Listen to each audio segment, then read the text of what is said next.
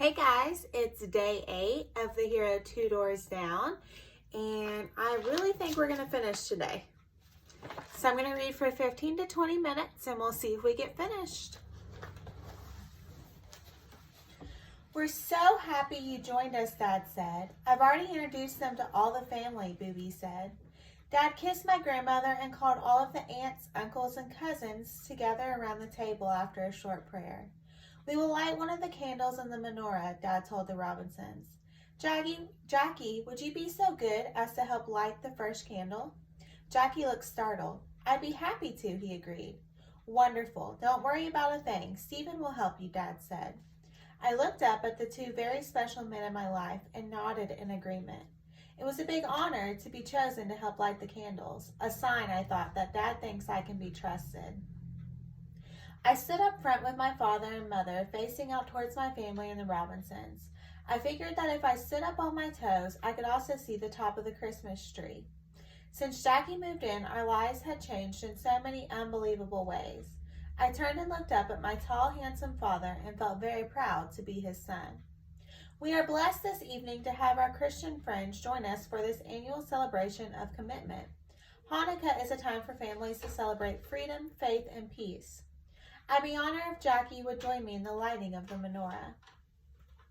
After Jackie came to the front, Dad lifted me into his arms so I could reach the menorah. Steve, please help Jackie light the shamas.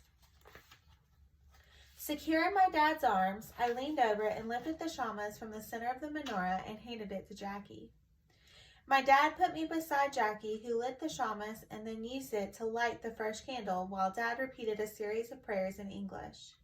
As Dad finished speaking, my grandfather stepped forward to repeat the prayers in Hebrew. My booby cried softly, and Dad slipped his hand in mine. While everyone gathered in small groups to eat and talk, I sat beside Jackie and wondered how to say goodbye to him. Are you looking forward to the next baseball season, I asked. Very much, Steve, Jackie replied. I have a feeling 1949 will be our best season ever. How come? We've come a long way as a team and as a league. I no longer have to prove that I can succeed in the major leagues. Now we can concentrate on making it back up to first place, Jackie said. And you'll be living in your own house, right? I hope so, Jackie said, looking directly at me. We've got to find the right house first. Wherever we are, you'll be welcome. You know that, don't you, Steve? I just needed to hear you say it, I replied. I pulled the Lionel train set, which the Robinson had given to me as a gift for that 1948 Hanukkah, out of the box my father had saved for me. I still have the most amazing memories from the celebration. My favorite was watching Jackie charm my booby into accepting the tree as a symbol of friendship and shared humanity. I also loved watching my father pray for peace, understanding, and friendship, and then turn to Jackie and smile. I learned that whether you are Christian or Jewish, we both pray to God. Jackie asked for equality and justice. Was that different from asking for peace? For the first time, I beat my cousins at the dreidel game. Rachel's delicious apple pie was a hit. It was a holiday I will never duplicate or forget. 2 months later, I received a package with hundreds of thank you letters written to me from children throughout Israel. I read every one of them. At school, I shared the personal war stories with my class.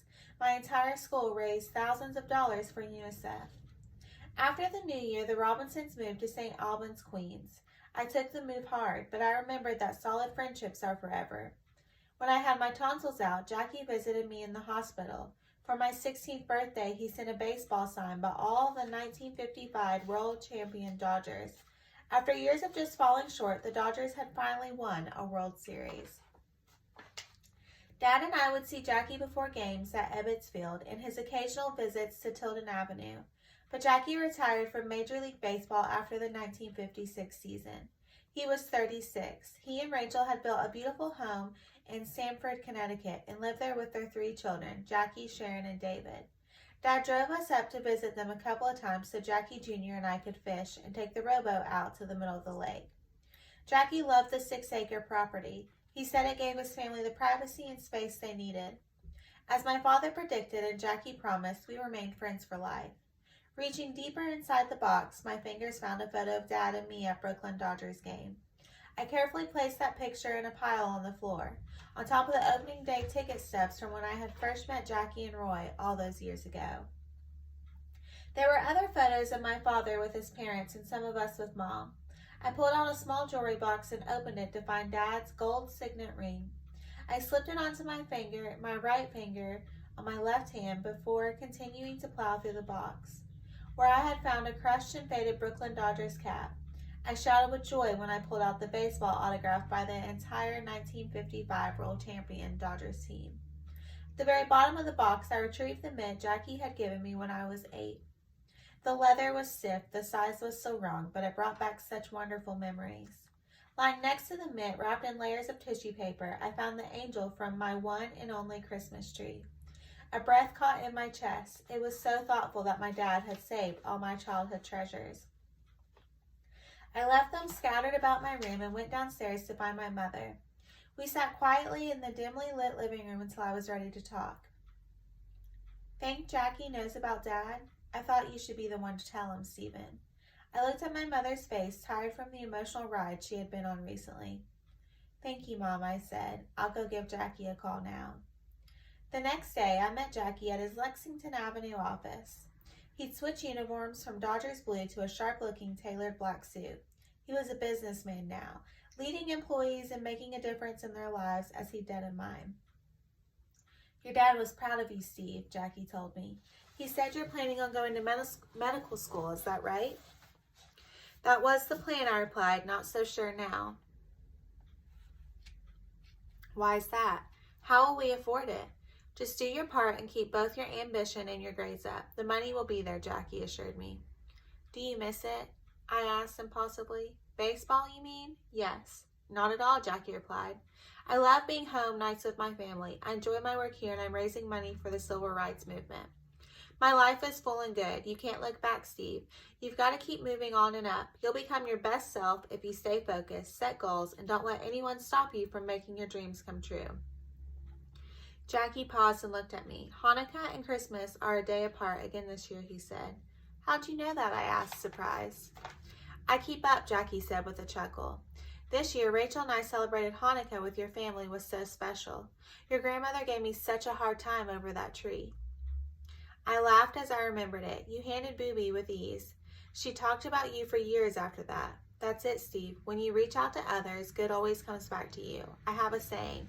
A life is not important except for the impact it has on other lives." "That makes sense, Jackie. Guess that's why I want to be a doctor." "You'll be a great doctor. And hurry up. I need help keeping my diabetes under control," Jackie said. "Give me a few years, I promise." "Steve, we'd love to have you and your mom over for Christmas. Jackie, Sharon, and David would be so excited. It would mean the world to Rachel." Jackie suggested, "I'll ask her to make the arrangement with your mother. What do you say?" "You mean in Connecticut?" "That's right. Would you like that, Steve?" "More than you know," I said, feeling happy for the first time since losing Dad. Standing and drawing me into a bear hug, Jackie thanked me for coming to see him.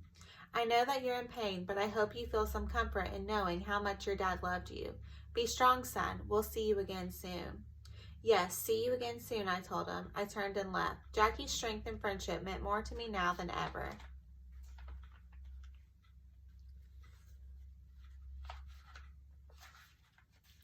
The Hero Two Doors Down is based on a true story. It takes place in the Flatbush section of Brooklyn in 1948. Stephen Satlow truly lived 2 doors down from my parents, Jack and Rachel Robinson.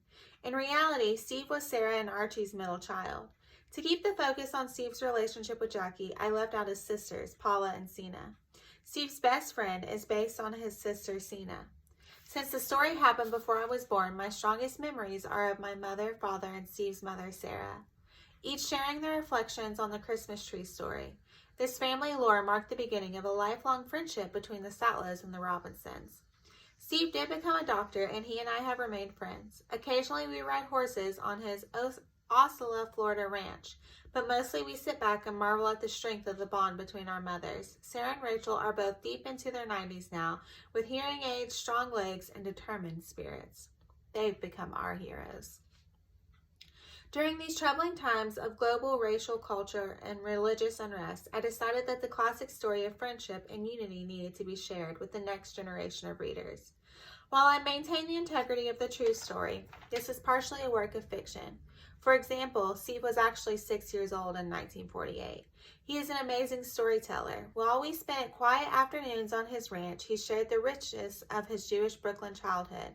Gradually, Steve's voice was firmly implanted in my head. Throughout my life, I've encountered many passionate men and women who grew up in Brooklyn during the Brooklyn Dodgers era. The genuine effects for the Brooklyn Dodgers was matched by a profound sense of loss when the team moved west.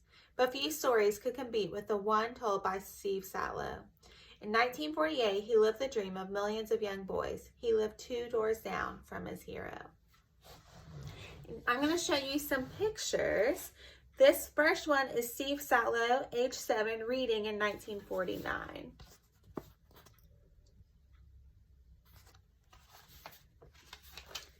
This next one is Jackie Robinson, Rachel Robinson, and Jackie Robinson Jr. on the steps of their Tilden Avenue home.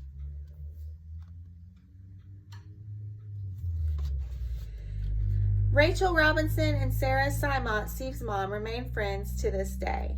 And here are the moms.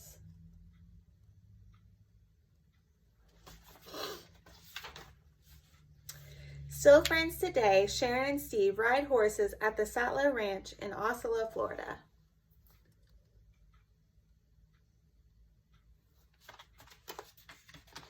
Alright guys, that is the end of our story. You even got to have a little section from the author, which was Jackie Robinson's daughter, Sharon.